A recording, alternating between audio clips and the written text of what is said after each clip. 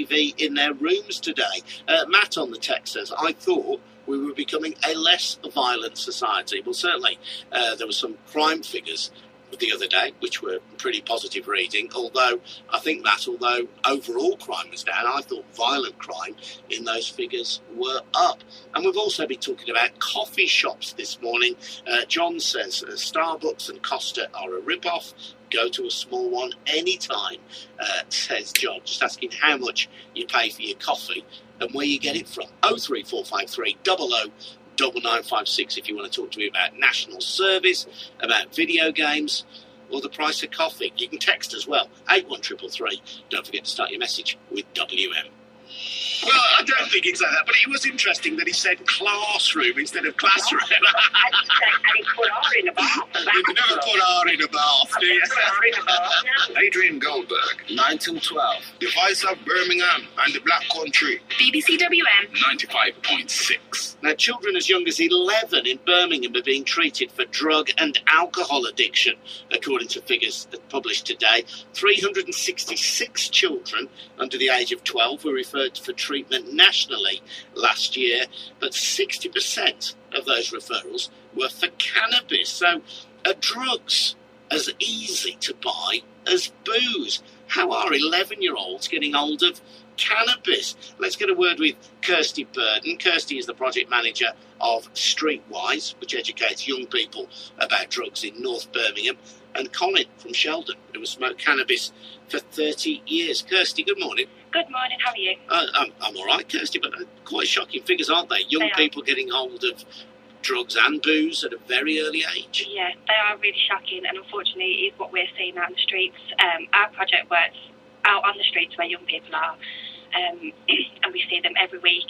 And some of the stuff that the young people come out with when they're talking about drugs and alcohol is quite shocking. They're especially cannabis, has become quite desensitised. I mean, we've spoken to young people as young as 11, 12 years old who, you know, they understand that cannabis is wrong and they shouldn't smoke it. And, you know, this particular young person spoke to doesn't. But he said to him, if a person was walking down the street smoking a spliff, it would look no different to him than a person walking down the street smoking a cigarette. It would be the same thing. He doesn't, it's because that's how he's grown up and that's the community he's grown up in. It's the same thing. It's not shocking. If that makes sense, it's not shocking. I think it's what any of us know, really, Kirsty, just from observation on the streets of the West Midlands. You know, the amount of times you might just see some youths hanging around and just get the whiff of the wacky-backy as you go past, walking through parks, getting on buses. You know, the truth is that cannabis is all around us, even though it is an illegal drug. That's right. It is around all the time, and it is a sad fact that a lot of our young people today are growing up around cannabis, and it is a normality to them. It's become the norm. I mean, when I grew up, it wasn't the thing. You know, you very saw it as I was growing up. But now our young people are growing up, and that's all that they see, all that they smell.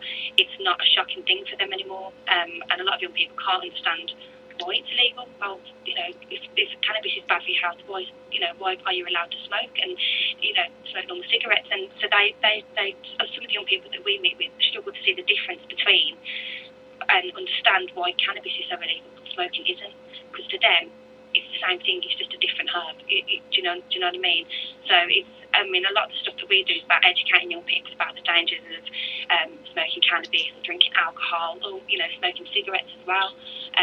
So we do a lot of work with young people, trying to give them that education, give them that understanding, make them aware of the consequences of it, make them aware of the risks to their health, to their social lives, to their, you know, it can affect them getting a job in the future, it can affect their education, you know, their social networks, their friends and family, and just trying to really make them understand that it can have a huge effect and a huge impact on the rest of their lives if they're engaging with that. But, you know, sadly, it is quite easily accessible for the young people. Sure. So, do you know of 11, 12-year-olds who smoke cannabis? I do. There are a few. I mean, we don't see a huge, great number of young people of that age smoking cannabis, but we have come across a few, a handful that do. And we've got a youth bus is what we call it. It's like a youth club on wheels, and on board that youth bus we've got drugs boards. So it, identifies all the different types of drugs, their classification, their health risks, the chemicals that go into the components of them and everything else. And we use that to educate young people on it. And so it's the first thing they see when they get on board the bus. And that bus is open for young people aged 11 plus. And it's the first thing they see, the first thing they start talking about, and they say, well, I haven't tried that, and I've never tried that, and this, that, and the other. But they'll come onto cannabis and they're like, well, that's just like a cigarette. And Kirsty, tried it, Yeah, Kirsty, stay there if you would. I'll speak to Colin in just a moment, but very busy morning on the roads around the West Midlands. Let's get a ladies' travel update. Here's Liz Saw. Adrian, thank you. There's still problems on the A446 and the M6 toll. Both those routes closed in both directions. It's because of a lorry which has caught fire on the A446 in the Cardworth area at the interchange for the M42 junction 9 and the M6 toll junction T1. This is Dunton Island. Now, there's congestion in both directions towards that closure on the A446. Lengthy delays and solid traffic as well, back past the Belfry on one side of the island, back past Hams Hall on the other side. It does also mean that the M6 toll is closed both ways between junction T1 and T3 on the northbound side and southbound junction T2 to T1, all to assist with this lorry fire being extinguished. But as I say, it's causing an awful lot of congestion this morning, and we don't know when it's likely to reopen. Otherwise, it's busy through Spark Hill on the A34, around Spitfire Island on the A452, though the broken down vehicle in the roadworks southbound on the M5 between 5 and 6 has been cleared and traffic's looking much better. The accident also cleared in Penkridge on Water Eaton Lane. If you can update us, call BBC WM 95.6 travel 08453 002288.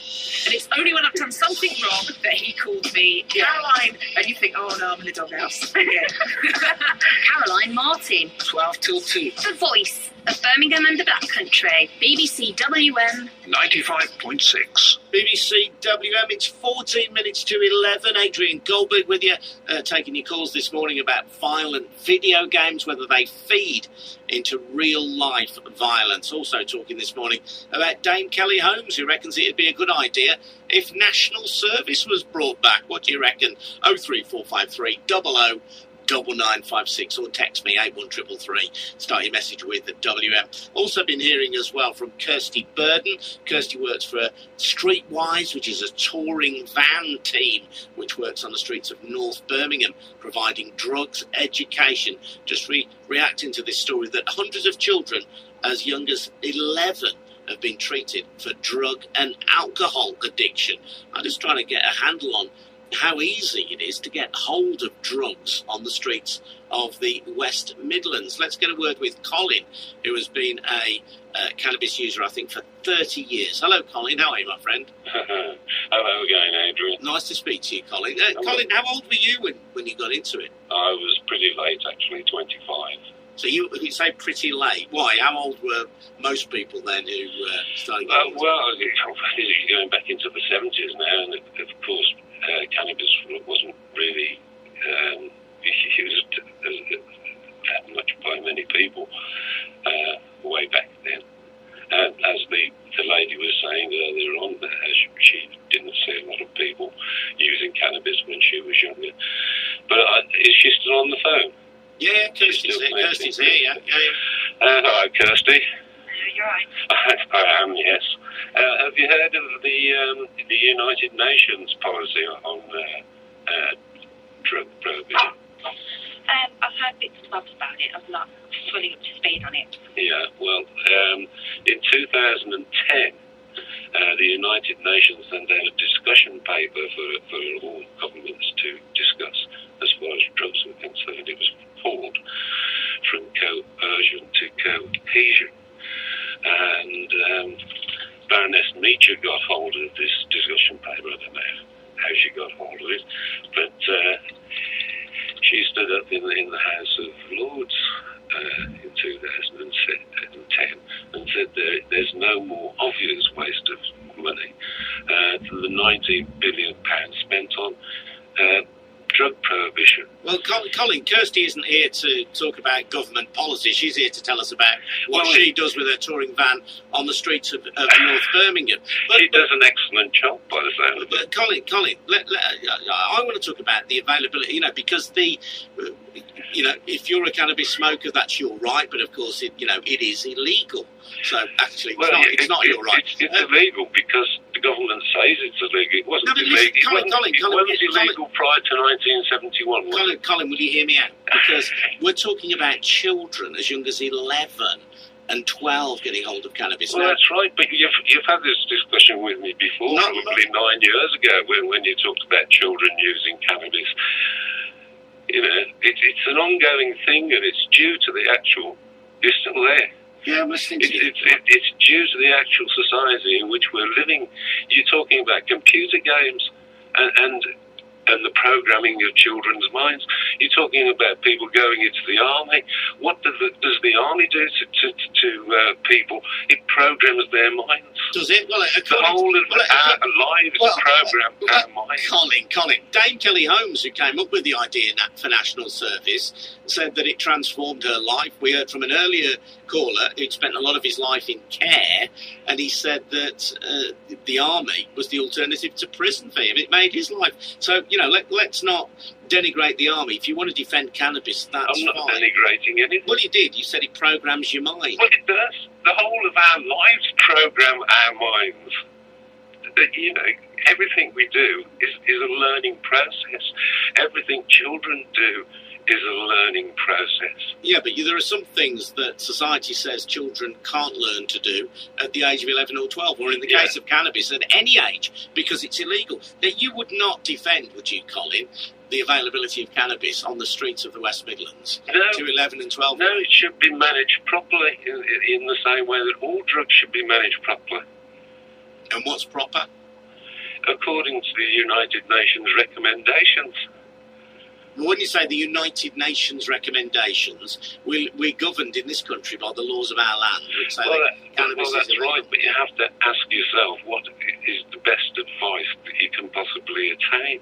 Now, as far as I'm concerned, the best advice I can possibly attain is something from the World Health Organization, really. And if you would follow their advice rather than the advice. I mean, we had Professor Nutt advising the government to do what he said they should do. But Colin, there's a big argument about whether drugs enforcement in its current situation works and is effective. Well, it doesn't, does it? It's obvious it doesn't. Kids can get it off the streets. All of the research that I've seen suggests that children as young as 11 and 12, if they take cannabis at a young age while their brains are still developing, it's much more likely to cause some sort of mental illness. Yeah.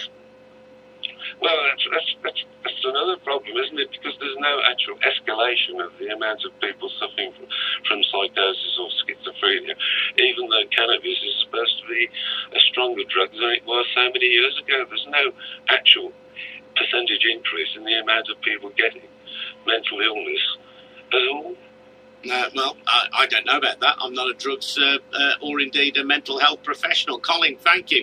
Kirsty, when you talk to young people about drugs and you're trying to educate them, do you go into the mental health dangers that lurk for them? We do, yeah. I mean, I don't think young people understand how it affects them.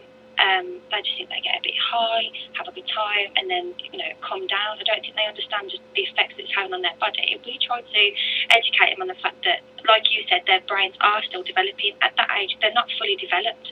They've got a long way to go before they're fully developed. And so even with drinking alcohol as well, the damage that they're doing to their bodies because they're not fully developed yet. And that's not saying save it all up until you're fully developed and then go and get high and get drunk and everything else. It's about them making a conscious decision for themselves to look after their bodies now so that they don't suffer consequences in later life.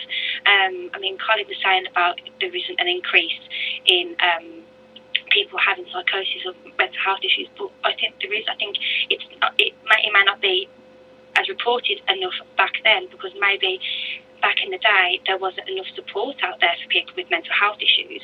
And that's not to say that all mental health issues stem from cannabis use, but some issues do stem from that. And I think there's a lot more support out there for people that have mental health issues, especially when it's come from cannabis, and it's about how that they can change their lifestyles, change the way that they think and things that they do, because obviously some people use cannabis in a recreational way, other people use it because it's an addiction and they feel they need to use it and they can't function without it. And it's those people that really need support in changing the way that they're thinking, changing their lifestyles so that they don't depend on the cannabis. And what we're trying to do as part of the Streetwise project is to stop young people getting to that stage where they are dependent upon it.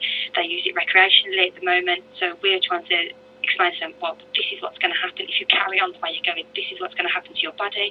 This is what could happen to your mind. This is what could happen to you in later life. And they're trying to deter them from becoming dependent on cannabis. Kirsty, thanks very much indeed for your time. Kirsty Burden, project manager of Streetwise. Thanks also to Colin, a long-term cannabis user.